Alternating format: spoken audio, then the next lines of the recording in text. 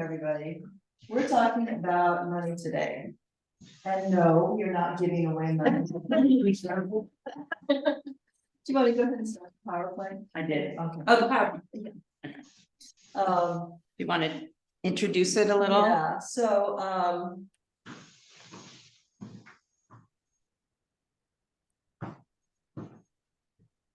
there we go. Reconciliation and money. And so, first of all, I want to tell you that a lot of what I'm saying is from one very impactful essay that came out in 2015 by Ta-Nehisi Coates. And it was an essay in the Atlantic, and it was the case for reparations. And a lot of the stories I'm telling you came from there.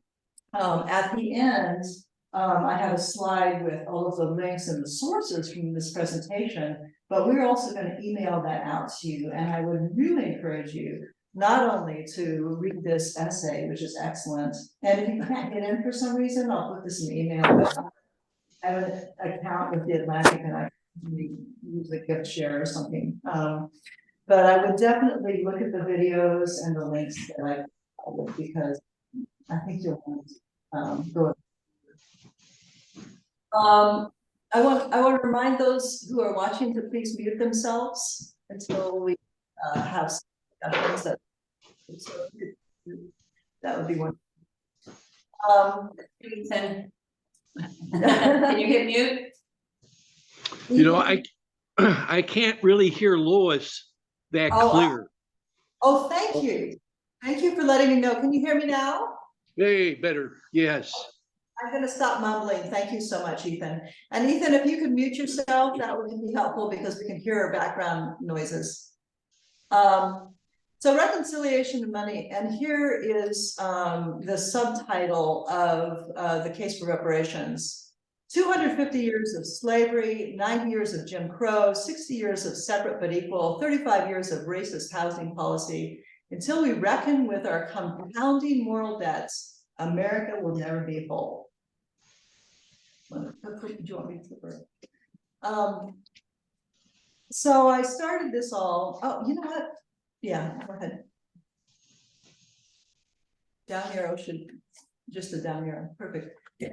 So I started this all. And I'm sorry you can't read the headlines. Is there any way to move that? It's okay. I know where these are from. Please go up. Here. No. There. There. I'm gonna have to you guess where these are from, but I started taking a look at money, and I took the four, I don't want to say major religions, but most populous religions in the United States. You have probably heard these before. No one can serve two masters. Either he will hate the one and love the other, or he will be loved by the one and despise the other. You cannot serve both God and money. Sound familiar? Mm-hmm. For where your treasure is, there is also your heart. And we're going to talk about where our hearts are. It's easier for a camel to go through the eye of the needle than for someone who is rich to enter the kingdom of God. And I've heard pastors quibble on this. No offense to the current pastor in the room. You know, like, well, maybe the thread was really thick or something like that. But or the needle hole is bigger. But I want you to think about that. And watch out, be on your guard against all kinds of greed. Life does not consist in an abundance of possessions. And truly, I tell you, this poor widow has put more into her treasury than all the others. They gave out of their wealth, but she, out of her poverty, put in everything, all she had to live on, which always chokes me up. It's one of my favorite sections of the Bible. So I looked at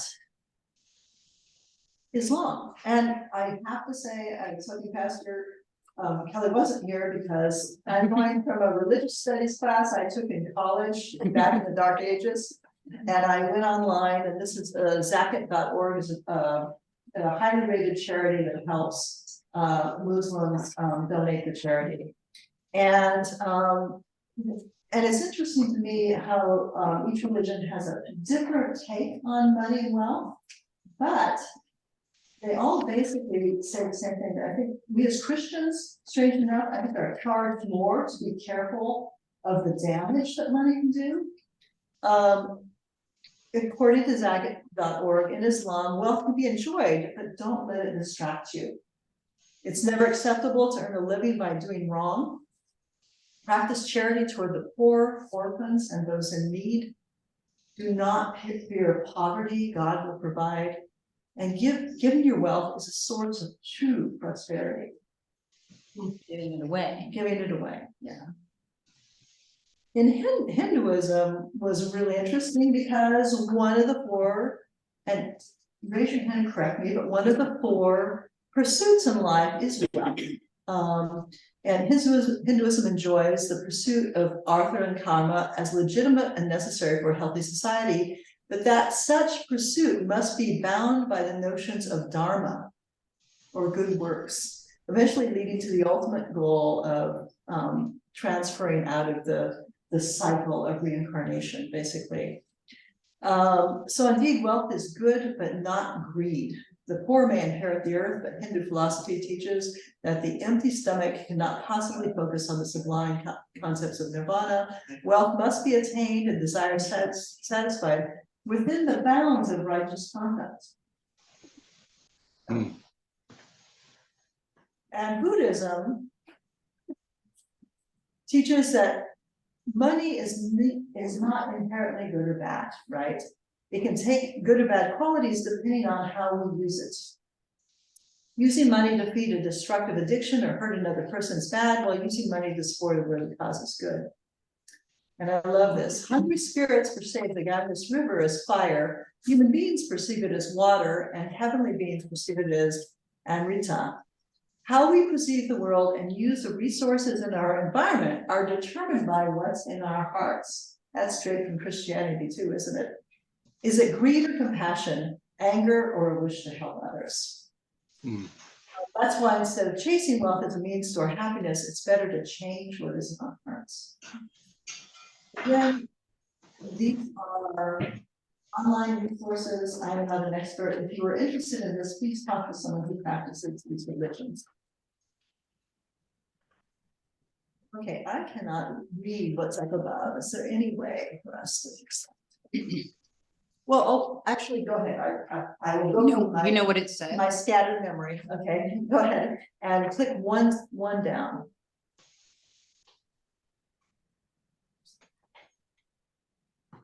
There, stop. And I'll just ask you to click again when we're ready.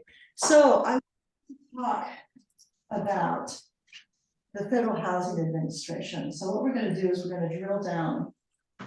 We're going to talk about money and reconciliation through one individual. But first I wanted to start here. Raise your hand and if your grandparents or parents the FHA to get a mortgage on their house and eventually paid off their house. You know, I have no idea. No idea. Did they have a mortgage on their home? Yes, but Yeah. GI. Yeah. GI, the same thing goes slightly. GI, I wasn't going to discuss that, but the same thing goes for the GI. And when they died, did they leave anything to you? To your grandchildren? I mean, yes. Yeah, I mean, it was a farm, so I have no idea how it started. It was a pioneer farm, so So it was my- passed to my dad and. So a pioneer farm might have been different, but they probably did farm loans, which has some of the same. Well, farm loans are, yeah, that's just typical, that's how they do everything. That's right. And those are federal? They are federal, yes, they are federal farm loans. And I'm not gonna get into it, but we are gonna be talking about discrimination, and I know that it's only recently that African American farmers are starting to get equal treatment That's good. and farm loans. So it's just really recent. Yeah. So in 1934, Congress created the Federal Housing Administration. Next.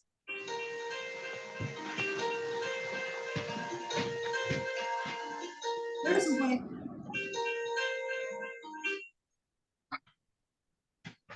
Never mind, I got it. The FHA is. Go ahead. It's good. And if you can go slower, I can read, I'm sorry.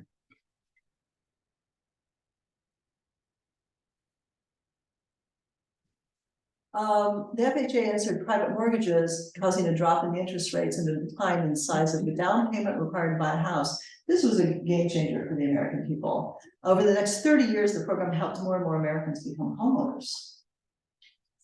The correction is white Americans. Go down. The FHA adopted a system of maps that rated neighborhoods according to the perceived stability on the maps. Green areas rated I indicated in demand neighborhoods that, as one appraiser put it, lacked a single foreigner or Negro. Next. We know. Neighborhoods where Black people live were rated D and were usually considered ineligible for FHA backing. They were colored in red, we've heard of redlining. Neither the percentage of Black people living there nor their social class mattered. And specifically, if you read the Coates article, he will quote appraisers as saying, well, those Black doctors think they can move into a neighborhood. You know, Black people were viewed as a contagion. Next. This redlining expanded throughout the entire mortgage industry. So we are going to follow the story of Clyde Ross, and Dory, don't start the video quite yet. I want to tell you a little bit about Clyde Ross. Clyde Ross was born in 1923. He was the 7th of 11 children, and he was born near Clarksdale, Mississippi. Ross's parents owned a farm and a 40-acre tract of land flushed with cows, hogs, and mules. Ross's mother would drive to Clarksdale to do her shopping in a horse and buggy, which invested all the pride that one might give to a Cadillac. The family owned another horse with a red coat, which they gave to Clyde. The Ross family wanted for little, save for which all Black families in the East South then desperately desired the protection of the law. When Clyde was still a child, Mississippi authorities claimed his father owed $3,000 in back taxes. The elder Ross could not read, he did not have a lawyer, he did not know anyone at the local courthouse, he could not expect the police to be impartial. Effectively, the Ross family had no way to contest the claim and no protection under the law. The authorities seized the land, they seized the buggy, and they took the cows, hogs, and mules. They left Clyde his horse, his little pony. This is hardly unusual. In 2001, the Associated Press published a 3-part investigation into the theft of Black-owned land stretching back to the period of slavery. The series documented some 406 victims and 24,000 acres of land valued at tens of millions of dollars. The land was taken through means ranging from legal chicanery to terrorism. Clyde Ross was a smart child. His teacher thought he should attend a more challenging school. There was very little support for educating Black people in Mississippi, but Julius Rosenwald, the part owner of Sears and Roebuck, had begun an ambitious effort to build schools for Black children throughout the South. Ross's teacher believed he should attend the local Rosenwald school. It was too far to Ross to work and get back in time to work the fields. His parents became sharecroppers after they lost their farm. Clyde Ross did not, and thus less of a chance at a better education. Then when Ross was 10 years old, a white man demanded his only childhood possession, the horse with the red coat. "You can't have this horse, we want it," one of the men said, and they gave his father 17 orange slippers. The losses mounted, and I won't go into sharecropping, but you can imagine that there was a continued Nancy, I was a continued effort To slavery. It's kind of a slavery. Yeah. Yeah, it was. And I wanted to share something with you. This was actually made by my side of the family that fought for the North in the Civil War, but my great grandfather was a tinsmith and he made this. This is a scoop that a miller would use when he used to grind your grain, right? The miller would take the grain pre-ground and fill it up, and that's how much he would pay. But for every sack, the miller would take a scoop, and that's how the miller was paid, right? And my father, like many people in his generation, my father was born in 1919, pre-World War II, as a child, he and his cousins would all go down south to Arkansas to help with the grandparents with the farm, because they were getting too old to farm. African Americans also had this same summer migration of children down. And you know that Emmett Till, when he was going down to help his grandparents, he was killed at that point. But one thing my father told me is that he would go, and his parents were well-known local farmers, and they were older, and the miller would just kind of have the scoop of every land. But he said when the African American kids were there, and they were behind him in line because they could never be in front of a white person in line, right? My father said, and I quote, "You cannot believe how much that scoop would hold." So the theft was everywhere and nonstop. And this is what Clyde Ross grew up with. And during World War II, he was drafted into the military. He fought in Guam, but he was stationed in California.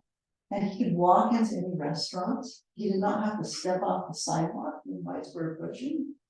And he joined millions of other African Americans and left the South, and he ended up in Chicago. And here is his story.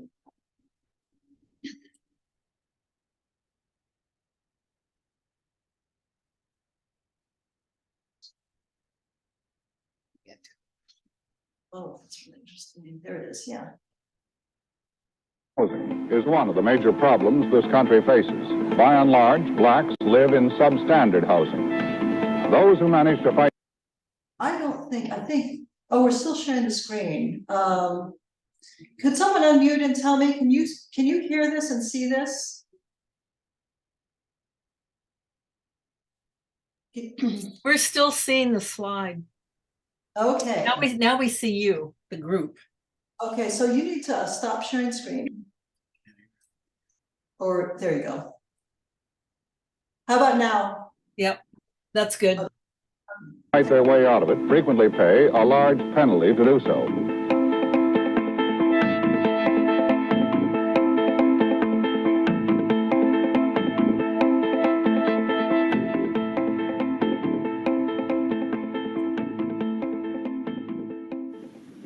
I came from Birmingham, Alabama, but I came to Chicago for a better living and a job.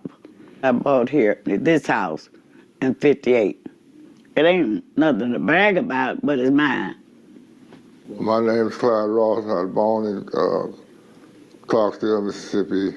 I bought this house in 1958. I moved in this house in 1957. It was mostly a white area. And when they said that the niggers was coming, they didn't say black, they said the niggers was coming. And they just start moving away.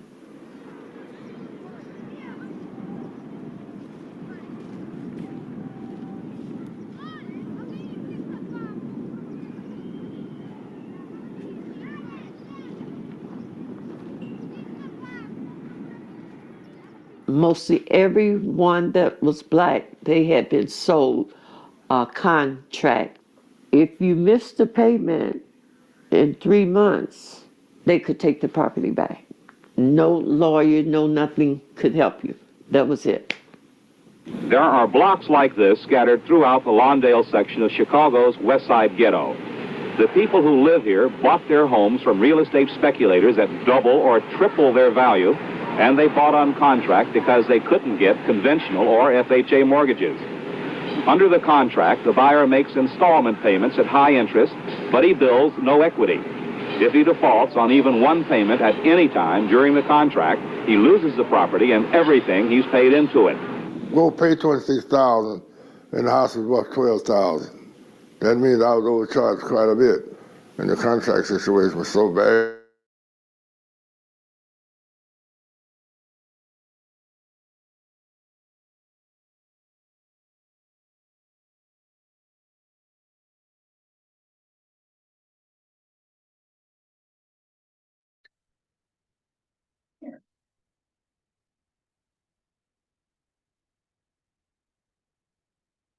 Yeah, but it's not.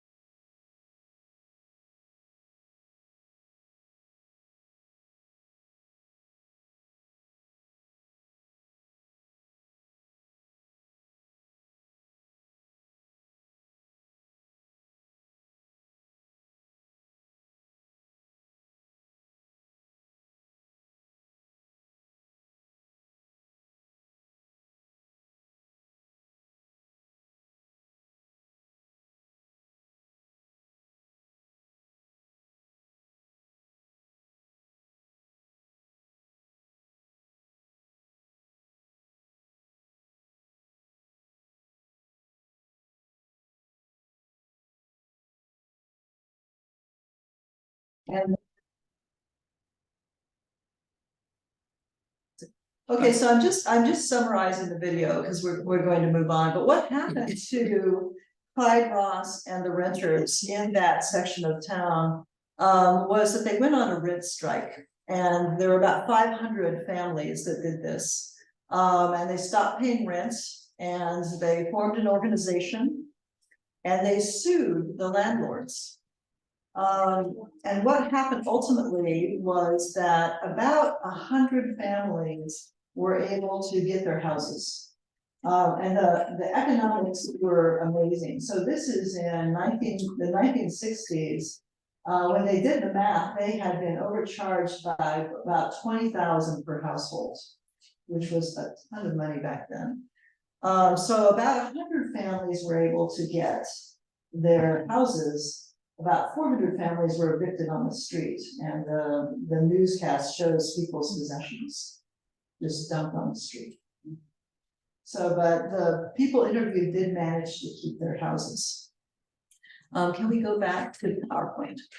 No, good question. That will need to share screen again. Oops.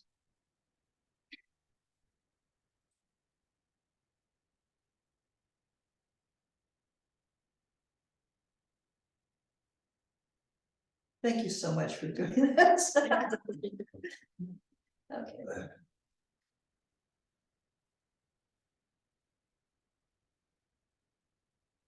There we go. And so then to the next one. So the section that they lived in was Lawndale. And one of the things that you get from reading Coates' article is that we created ghettos. I mean, it may sound obvious, but it was very intentional to create ghettos and not allow people to leave that area for jobs or anything else.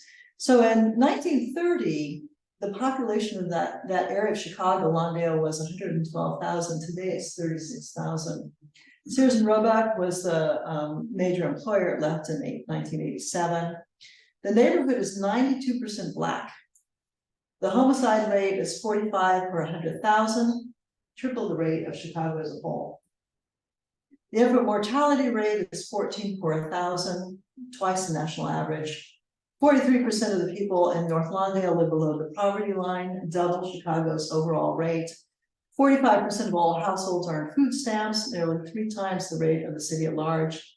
And the average per capita income of Chicago's white neighborhoods is almost 3 times that of the Black neighborhoods.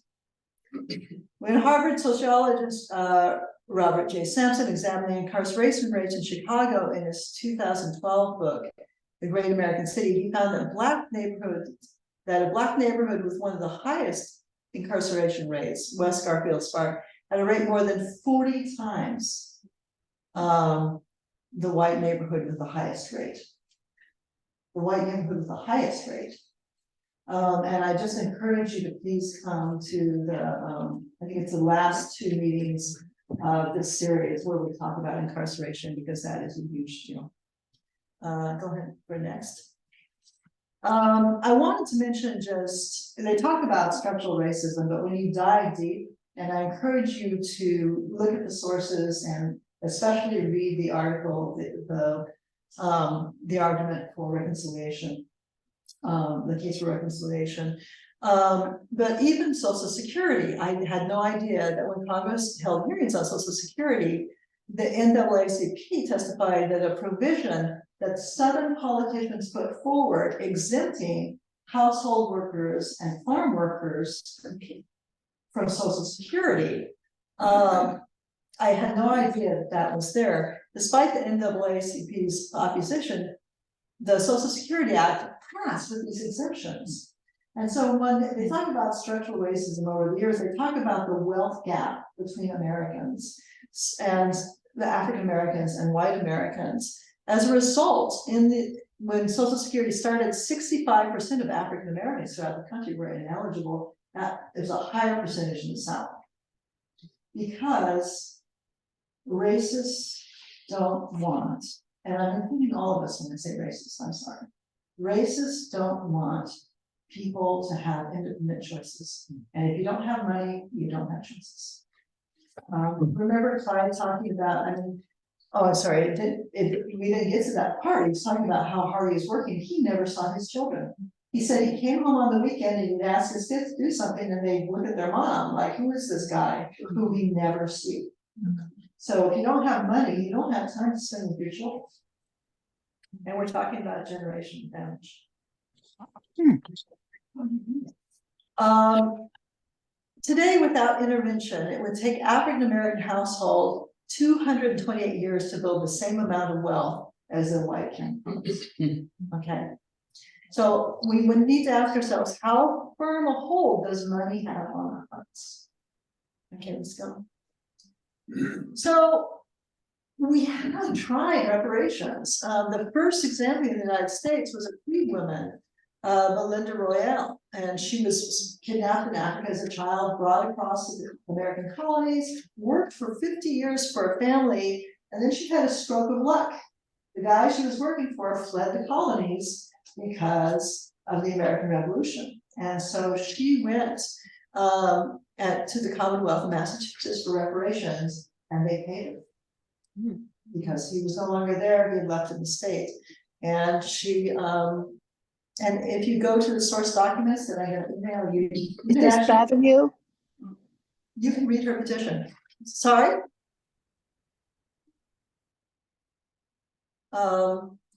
Also in the mid 1700s, and we knew, I mean, when you look at the history, we knew that not only was slavery wrong, that we were stealing, and that this was ungodly. In the 1700s, Quakers in New York, New England, and Baltimore went so far as to make membership in a Quaker house contingent upon compensating one's former slaves. And again, you can read some of the documents, which are very, very touching. And the Quakers were also the ones that helped them. The underground railroad. Yes. Yeah, they were abolition before anybody else, I think.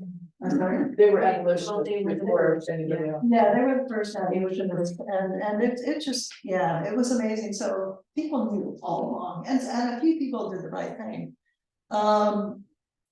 So I wanted to look at reparations and, you know, the interesting thing about Germany's reparations to Israel are a couple things. In 1952, West Germany began the process of making amends to the Holocaust.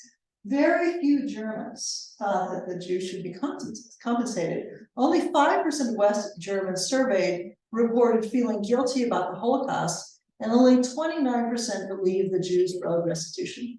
And why this is important to us today is because in the United States, we might have very similar numbers, or we do have a resistance to reparations. And despite that, through some really cool political maneuvering, Germany did start paying reparations. But it's interesting, and I really do want you to read the articles on this, is that Israel exploded. I mean, there were armed Israelis going into the Knesset because they did not want reparations from Germany. They did not want to forgive Germany. They wanted to go to war with Germany. And remember, the Holocaust had just ended. These are all people who lost family members. 6 million Jews were dead. And so Israel was exploding, and through, again, political maneuvering, Israel accepted the reparations. But survivors of the Holocaust feared laundering the reputation of Germany with money and mortgaging them. So very, sorry to get you, I don't want to talk about this, but very, very upsetting, as you can imagine. But what happened when the money came in? West Germany ultimately agreed to pay 3.45 billion Deutschmarks, or more than 7 billion today's dollars. And I'll say that individuals were still suing Germany in those suits. Some of them are still going on today. 17% of the funds went towards purchasing ships because they needed ships to ship some of the stuff that they were sending. By the end of 1961, these reparation vessels consisted of 2/3 of Israelis' merchant fleet. From 1953 to 1963, the reparations money funded about 1/3 of the total investment in Israel's electrical system. It tripled its capacity and nearly half the total investment in the railroad waves too. Israel's GDP tripled during the 12 years of the agreement. So it made a difference. The Bank of Israel attributed 50% of its growth, along with 45,000 jobs, to investments made with reparations money. Gosh, I'm sorry to get so But it made a difference. It made a difference in Germany too, because Germany had been ignoring the Holocaust. And because they were paying reparations, they had a national discussion. They even have national, I mean, there's a whole process that students are taught about it and everything. Yeah, and that was, in part, it's because they paid reparations, because they owned what was going on. So it helped Israel and it helped It Germany. helped both countries, it's just amazing. Also, when you look at United States reparations to Japanese Americans, I think we know this fairly well because it happened in our lifetime, because we have Japanese American friends who received a check and apology. In 1990, the US government began mailing out envelopes, each containing a presidential letter of apology and a $20,000 check from the Treasury to more than 82,000 Japanese Americans. We're going to talk about House Resolution 40 in just a minute, but House Resolution 40, it's named after 40 acres and a mule, which African Americans were promised after the Civil War, which was never delivered to African Americans. So HR 40 and Senate Bill 40 are referring to the 40 acres. This bill has only made it out of committee, I think in 2022, last year. It was the first time it passed committee after decades of being raised. So this bill is asking for reparations. And so the Japanese American Tsuri for Solidarity Society submitted 300 letters written by former Japanese incarcerees and their descendants talking about the reparations money. The letters described how the reparations process helped Japanese Americans psychologically and materially in ways that stretched across generations. in one of the letters, the daughter of an incarceree tells how the 20,000 invested in her family's home equity compounded over time, ultimately enabling her to attend Yale. Quote, the redress money my family received has always been a tailwind at my back, making each step of the way a little bit easier. I will say though, I have friends whose parents and relatives were incarcerated and like one owned most of Los Angeles County, so she got 20,000. You know, Yeah. I mean, it was a drop in the bucket compared to what was taken away from her. And in our resources, there's an article about that this is taken from about the response of Japanese Americans, and one in particular, I did put it up there because to tell you the truth, I got very depressed reaching this, and I was just not going to go there. But I'll tell you, she threw out that apology. This woman threw out that apology letter instantly because she had lost a whole community. Their community never went back to where they were. And all of that, And but we cannot replace the loss. Like African Americans, they all lost their homes. They all lost their homes. And $20,000 isn't much, but it did make a difference. A lot of people gave to charity, or a lot of people gave to their grandchildren to help them pay off the mortgage. So it did make a difference, but yes, there are some people who can't forgive, and I don't think we can blame them. No. Like the Israelis who protested. Yeah. So Evanston, Illinois, is a really interesting city. What did they do? In March 2021, they became the first city in the United States to pay reparations for African Americans for housing issues like the one that Connie faced.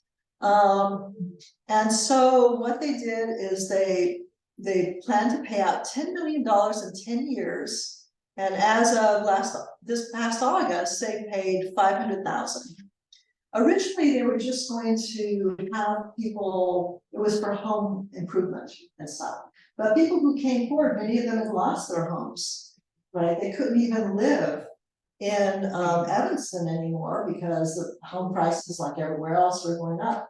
And they said, well, what about us? We were cheated and you're not giving us money. And so they turned it, you could do home improvements, and I think there's some advantage of doing home improvement tax-wise, or we'll just give you the money. And so that's what they decided to do. So the councilwoman who pushed for this explained why. I was looking at the race gaps in every area. I was looking at the loss of Black community, residents leaving almost every day because of lack of affordability, not feeling a sense of place, going to other communities where they felt more hopeful and had more opportunity. The Black experience in this city and in this nation has been a state of emergency since we were kidnapped from West Africa and brought here. And so it is time to do something radically different than what we've done in the past, and reparations is the answer. And again, in the email you're going to get, there's an excellent video talking about this, and you get to hear from people who have used the money, people who are still really angry, as they have a right to be. But it's a great news story. It's a PBS.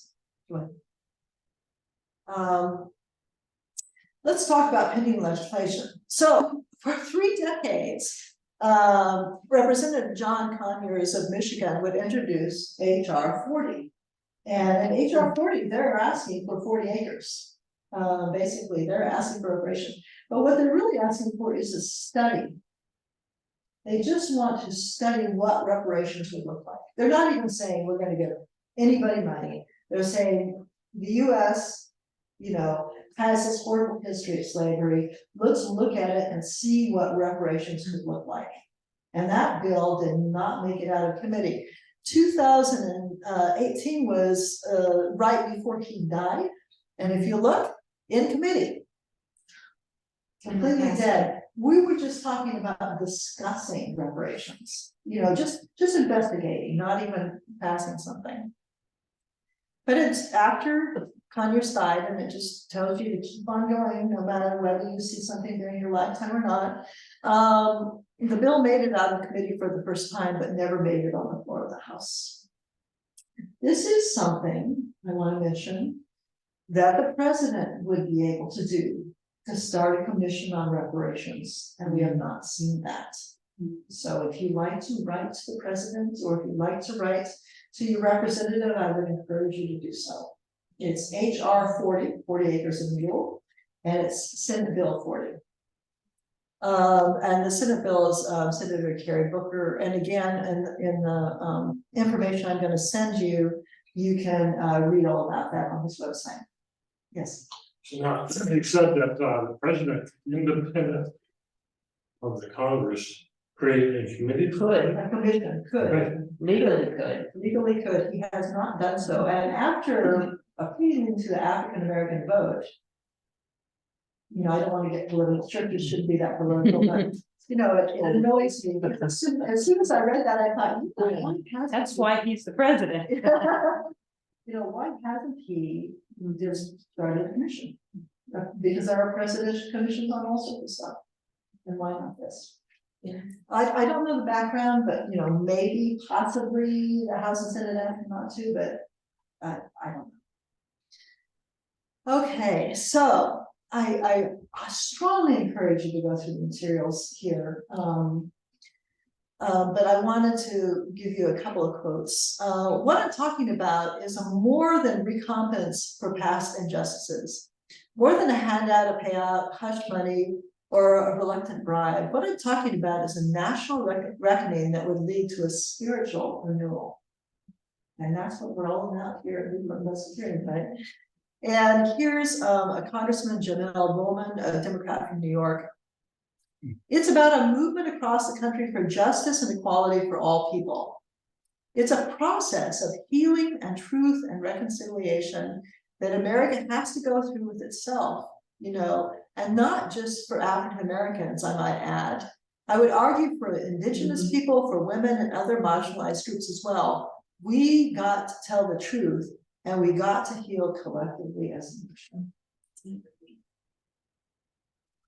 And I think the next is just resources, and I'd like to open it up for discussion.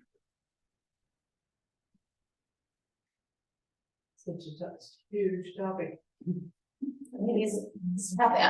Have other cities done it since Evanston? I think they have. Oh, But- yes, and there's a big, I didn't want to get into it because I was worried about time, and it's a huge topic, as Yeah. someone said. But California had a commission on reconciliation, and they just came out in January with the recommendations. And a committee. Yeah, which I did not want to get into. The recommendations are huge, and the recommendations are just for California. Yeah. You know, but they are starting, and that's an entire state starting. You know, it makes you wish that your state of Washington would start a reconciliation commission. But yes, so the other cities I think are doing it. As far as I know, no one has actually done anything yet. So Evanston is still the first one on the books that is actively handing out money. And it's ironic that both of those were non-slave states or areas, Yeah, but there were housing issues. yeah. Well, there were housing issues here. I remember in the 60s, it was still, redlining was still happening. I didn't know it had ever been happening. And then when it was published that it was made invalid and illegal, it was like, they've been doing what? You know, I had no idea. Talk about the ignorance. And I think also the reason I focus on Ross, and he had other losses. I mean, I don't even want to talk about it, I'll crying again. But that's one person, right? You know, they took away a boy's horse. I mean, you know, it's funny when you get to That's what I. because it was valuable and you could steal. Basically, stealing from African Americans was legal in the South. Always stealing from the poor. It's just, Yes. it's just like, let's just keep on stealing from the poor, you know, because they don't mean anything. They don't have- That's what always amazes me, is like, oh, charge these Americans who are trying to work their way up, and then we created all these things. Yeah. The white people created it's so frustrating. It is. And religion did it too. Yes, and that's, what really got me is that when, and again, I'm going from a comparative religion class in the 1980s, so I'm sure it's totally out of, Well, but it's got similarities, but Christianity yeah. really warns us about money and greed, really warns us. And it was a majority Christian country that did these horrible things. Yes, I know. Well, and individual pastors taught it as being right, I mean, including slavery. Yeah. So I don't know about the rest of you, but I'm from a split family, so my dad's family held slaves in the South. And my mother's family, did not and fought in the North. And when they were really going at it and having an argument, my mother would always say, "Your family is slave owners," and they would just shut my dad up. Your family was. The slave owners, and I just shut my dad up. With how she won the conversation, and I'm talking about loyalty. So it's, I would imagine it's in most families. I mean, Rich, does anyone here know if their ancestors held slaves? Do you know? I don't think I wanna know. You were from the South, and I did have. But you need to know. Yeah. That's the problem. You need to know. Well, and slavery was legal in the North. I mean, I used to think, well, none of my ancestors came from the South. Yeah. But in Massachusetts, in New York, the places where all the places where the white settlers originally settled, it was legal. But in the North, it was abolished at a certain point, but it had been legal for a long time. Yeah. So I don't know. How would I know? I remember when we went to the Smithsonian, we went to Washington, a while back. Yeah. And they had the Black Museum, all about that, and there was a story in there about how this Black community in this town were just thriving. They were friendly, they were making lots of money, and so another town that was mostly white, they didn't like what was going on, so they burned their town down. Yeah. It's Tulsa. I was Tulsa probably. Yeah. Yeah, and I just was like, what? Well, and then the other thing was interesting, that when they were traveling, the book of what they should and shouldn't do, so they could make it through the yeah, the green book, they had a whole car and they showed what was in their trunk and, but it's just, you do that, you go through that museum, you know some of the stuff, but then you don't realize how much more there is that you really go through it, yeah. Yes. At one time, our Senate executive was a man of color. And he and his wife attended Redwood Presbyterian where I used to go. And we learned later when he would tell his stories. As a pastor traveling in the 60s, he would stop at a gas station and he'd be pulled out of the bathroom because he was not allowed to use it. Yeah. And that was, he told story after story, but then later on, we got a story from his wife that he beat her regularly. And she didn't do anything about it because after all, he was a Black man and they got much worse than Black women. We were so confused by all that when we learned of it. It was a sad story and it was a true story. She went on to, they remained married and till their old age, but she lived with him. She felt she had more privilege, so she put up with how he mistreated her. Well, I think also you have to think about how dangerous it is, even now today, for an African American woman to call 911 on her husband. Even today, that'd be extremely dangerous. And a woman whose husband works for the police department. Yeah. Thing. Yeah, it's just, and that's one reason I focused on one person is, that's one story. And if you read more about his story, it was sadder as a child. I mean, the things that his family went through. And just multiply that over and over again. And the question really is, what do we do? I mean, what do we do now? What can we do to help with reparations? Yeah, there's a system. We have to keep working on the system. Jack? Yeah, it's an international example, in the early 1800s, when Haiti gained their independence from France, France imposed a independence debt on Haiti.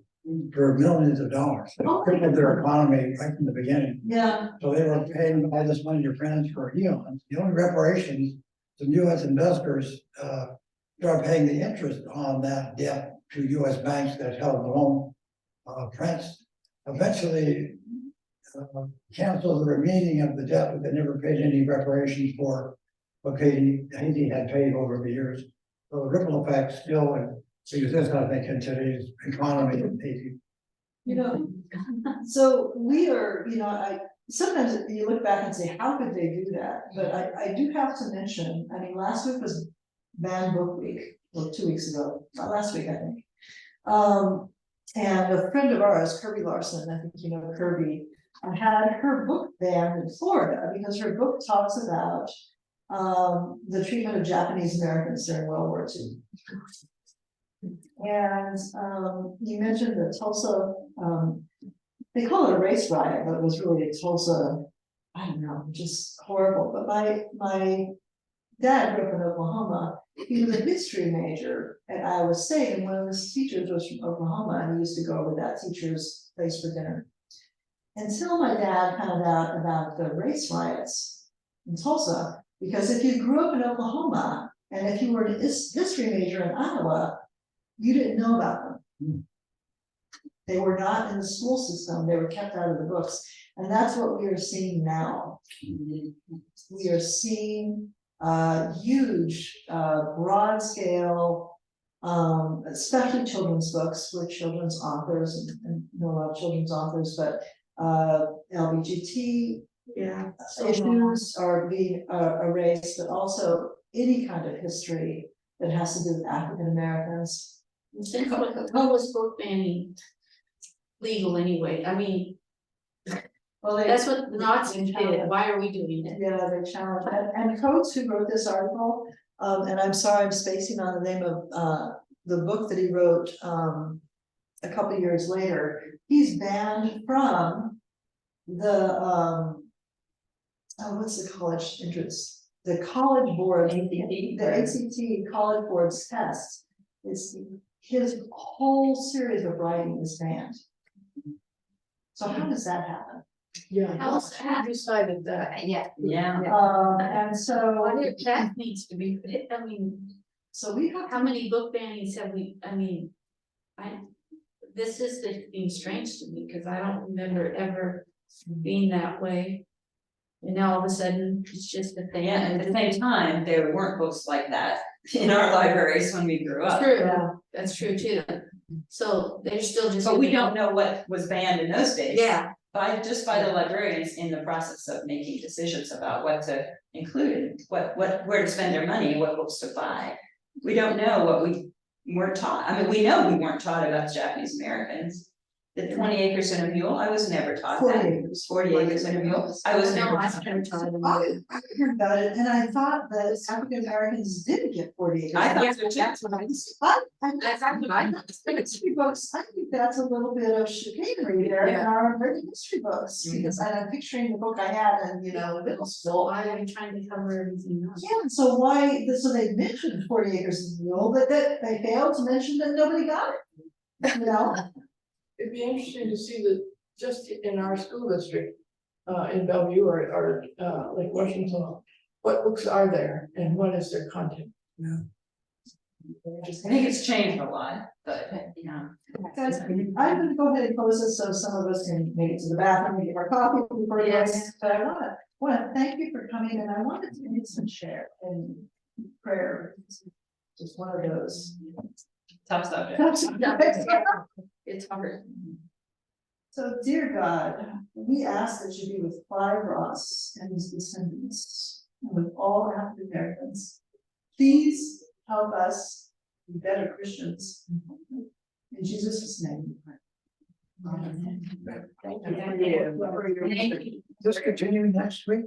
Yes. Yeah, next week, Kelly has signed that, we're going to talk about the Charleston AME shooting and how some of the relatives very quickly forgave. And Oh, the Amish? No, Charleston, Oh, the okay. Charleston AME Church. Oh, But that's the the AMEs. Yeah, the Amish one is a similar case, but to talk about that issue. Okay. Oh, yeah. So we're continuing on the tough issues thing. So see you next week.